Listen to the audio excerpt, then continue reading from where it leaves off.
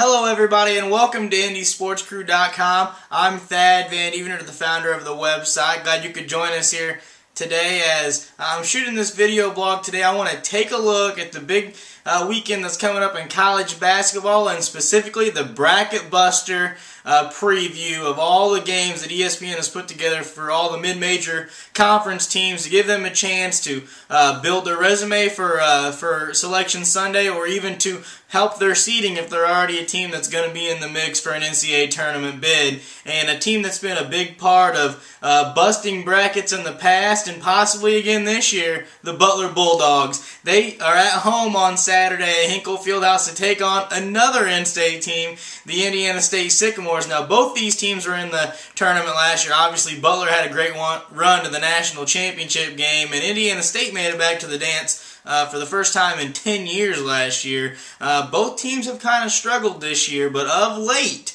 here in the conference season, they've kind of found themselves. Butler comes into the game 16-12 overall, but out of nowhere, they're back in third place in the Horizon League, and with a serious shot of finishing in second place, which gives them the double bye in the Horizon League Conference Tournament, giving them a bye to the semifinals. Indiana State comes in, they've won 5 of their last 7 games. They're starting to get hot again.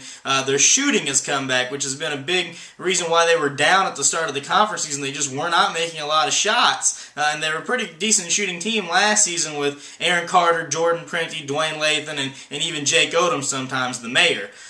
With this matchup coming up, a lot of things to be sorted out as far as conference tournament seeding goes, and obviously a lot of state pride in this matchup. I'm very interested in this game because, you know, it is 2 in-state teams, but it's going to be interesting to see who can keep their momentum and carry that, as they only have 2 to 3 conference games left after this non-conference game to get themselves set for that conference tournament run, where both of these teams are going to have to win their conference tournaments to make the dance. And both teams, you know, we talked about Butler moving up to third and has a shot at getting that second place bid and moving up to the bye in the semifinals. Right now, Indiana State sits at 7th place in the conference, and they have a legitimate shot. They could finish tied for third possibly, but they have a legitimate shot of finishing with the 4th seed in the conference, which allows them to get by and maybe not have to play Wichita State or Creighton early in the tournament to give them a chance to survive and advance there in Arch Madness in St. Louis.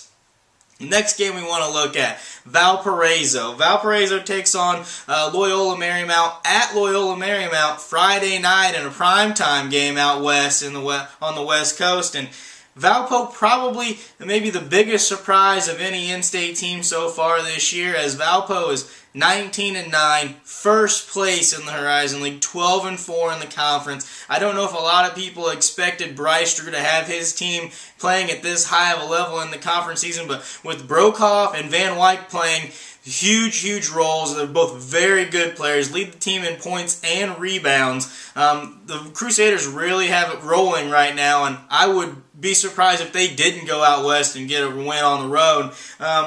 Right now, Valparaiso sits in first. They're a game and a half up in the standings with only 2 conference games left to play.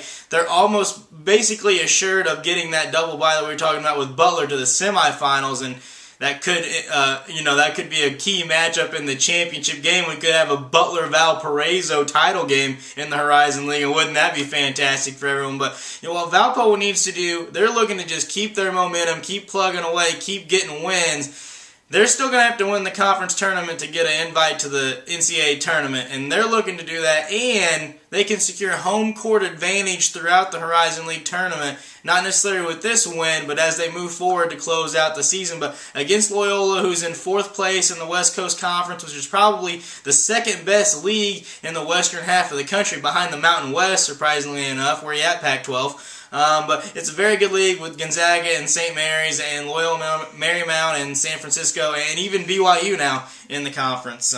The next team we want to look at, the Evansville Purple Aces. They've been a team of consistency, I guess you can say, but that consistency has been mediocrity, as they've been 13-13 and 8-8 right now in the season. They sit 500 all the way across the board, and the Aces take on Western Illinois, the Leathernecks, in their matchup, and that's at home there at the new Ford Center in Evansville.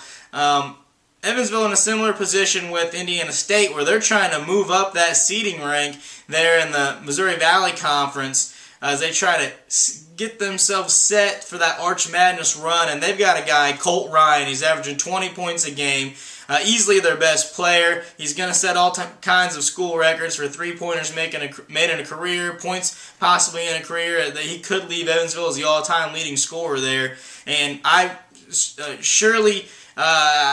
assuredly going to bet that Evansville beats Western Illinois. I just don't think Western Illinois has what it takes to go into Evansville and get a win, although they've been playing better of late in the Summit League, which is another league featuring a couple of Indiana schools, IPFW and IUPUI.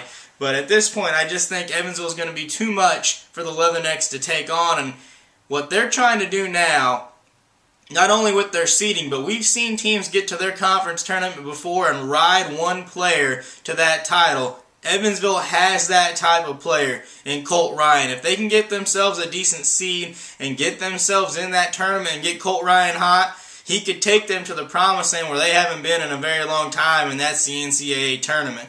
The last team we want to touch on, the Ball State Cardinals, who have been in absolute freefall mode of late. They've lost 7 consecutive games in the MAC. They started the season out started the conference season out 4-1. They now sit at 4-8 in the conference. They're taking on Southern Illinois. But I misspoke earlier. This is a tough matchup for Ball State, as they were kind of expected to battle somewhere towards the top of the league, and the bottom has just fallen out on them. And this is going to be a game they're going to need to regroup here. And the Salukis come in, they've been way down from where they were just a couple years back, where they were a consistent NCAA tournament team.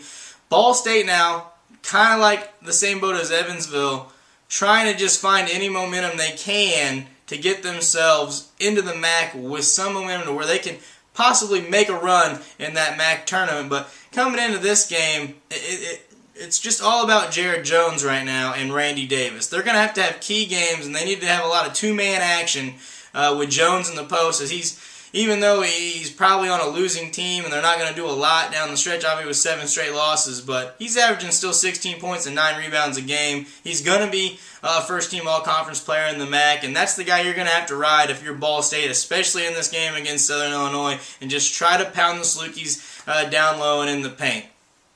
To wrap up really quickly, as I wanted to get this Bracketbuster preview in for you, and I wanted to let you guys know that Indy Sports Crew, myself, I'm going to be at the Indiana State Butler game, Media Row. It's going to be awesome. I'm going to be having some updates and some stats and everything on Twitter, so if you want to follow me at Thad Van Deventer during the game, you can check out the spelling on the website later on, because I know it's a tough one to spell. But we'll be there. We're going to be checking out the game live from Hinkle. I'm very excited about it. I hope we can maybe get some quotes from either Coach Lansing or Coach Stevens as far as that. But just to wrap up our Bracketbuster preview, the Butler-ISU game, I think it's a toss-up. I don't know who's going to win that game, as they both come in with a little bit of momentum. I think Valpo wins on the road. I think Evansville wins at home. And in the Ball State-Southern Illinois game, I just don't think Southern Illinois is a very good road team. So I'm going to take Ball State with a win at home, and we'll see how my picks go as we wrap up here. And thanks for joining us here on IndySportsCrew.com. Remember, follow us on Facebook, Indy Sports Crew. On Twitter, it's at Indy Sports Crew, as like I said, at Thad Van Deventer. Or if you just want to check us out and email us, it's IndySportsCrew@hotmail.com. Thanks again. We'll see you again soon.